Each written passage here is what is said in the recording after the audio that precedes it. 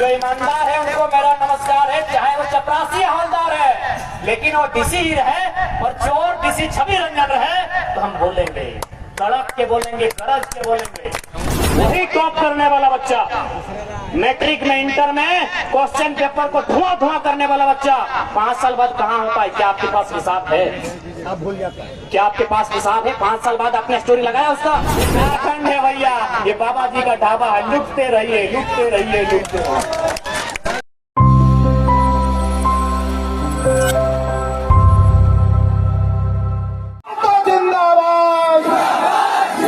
झारखंड का मुख्यमंत्री कैसा हो, झारखंड का वीर शहीद अमर रहे, झारखंड का वीर शहीद अमर रहे, जब के नौजवान जिंदाबाद, महिला शक्ति जिंदाबाद। बहुत बहुत धन्यवाद। जय हिंद, जय भारत। जो ईमानदार है उनको मेरा नमस्कार है, चाहे वो चपरासी हवलदार है, लेकिन वो डीसी है और चोर डीसी छवि रंजन है तो हम बोलेंगे, तड़प के बोलेंगे, गरज के बोलेंगे। आपको तकलीफ होता है हमारी भाषा से तो हो।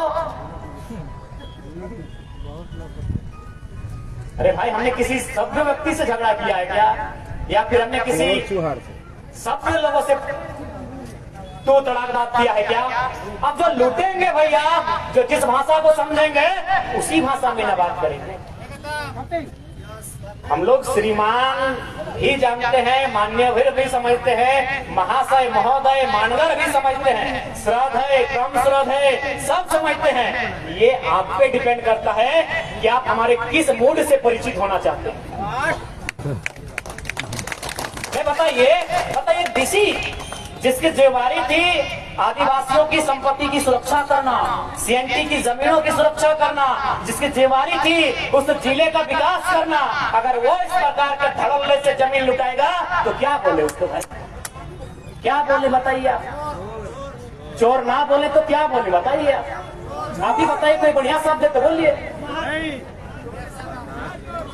बताइए हम कहाँ उम्मीद करें? इसलिए आज हम लोग स्पष्ट कहना चाहेंगे कि हमारी लड़ाई एक ऐसी सिस्टम के खिलाफ है जो झारखंड को लगातार लूट रही है। हमारी नौकरियों को लूट रहे हैं, हमारी जमीनों को लूट रहे हैं, हमारे नदी नालों को भी लूट रहे हैं। उस सिस्टम के खिलाफ हमारी लड़ाई प्लान आप अपने बच्चों के भविष्य के लिए करेंगे। वे बच्चे जो आज आपकी गोद में यहाँ तक चल के आए हैं, वे बच्चे जो 5वीं 6वीं क्लास में पढ़ रहे हैं, वे पढ़ तो लेंगे, वो 90% अंक लेकर पास भी हो जाएंगे, लेकिन कहाँ जाएंगे? गुजरात की कपड़ा फैक्ट्री में, कहाँ जाएंगे? सूरत की कपड़ा फैक्ट्री में, कहाँ जाएंगे? केरल की मछली फैक्ट्री में, कहाँ जाएंगे? हैदराबाद की किसी कंपनी में, कहाँ जाएंगे? महाराष्ट्र के किसी टावर में, दुबई कुवैत के बड़ी बड़ी जो टावर है वहां पर जाके काम करेंगे। वो 90% लाने वाले आपके बच्चे। आप बताइए ना, जब मैट्रिक की परीक्षा होती है, इंटर की परीक्षा होती है, और जब हमारे घर से हमारा कोई भाई, हमारी कोई बहन अगर स्कूल में टॉप करती है, कितना गर्व होता है। हम लोग फेसबुक में लगाते हैं स्टोरी, हम लोग व्हाट्सएप में स्टोरी लगाते हैं, हम लोग इंस्टाग्राम में स्टोरी लगाते हैं कि नहीं? कांग्रेचुलेशन, बधाई देते हैं कि नहीं? लेकिन ईमानदारी से बोलिए, 5 साल के बाद वो बच्चे कहाँ होते हैं? वो हिसाब ही नहीं। जिस दिन वो पास करके आते हैं, पूरा झारखंड उन्हें जानता है कि फलाना स्कूल में टॉप करने वाला लड़का 85% लेके आया है, 425 नंबर लेके आया है, 450 नंबर लेके आया है, 475 नंबर लेके आया है। पूरे स्कूल में नाम रोशन किया है, पूरे जिले में नाम रोशन किया है, पूरे प्रखंड में नाम रोशन किया है, पूरे गांव में नाम रोशन किया है। लेकिन वही बच्चा, वही भाई, वही बहन 5 साल बाद बताइएगा कहाँ होता है? वही टॉप करने वाला बच्चा, मैट्रिक में, इंटर में क्वेश्चन पेपर को धुआं करने वाला बच्चा 5 साल बाद कहाँ होता है? क्या आपके पास हिसाब है? आप भूल जाता है। क्या आपके पास हिसाब है? 5 साल बाद आपने स्टोरी लगाया उसका? आपने मैट्रिक की परीक्षा पास करने के बाद जितना स्टोरी लगाया, क्या 5 साल बाद उसका स्टोरी आप लगा पाए?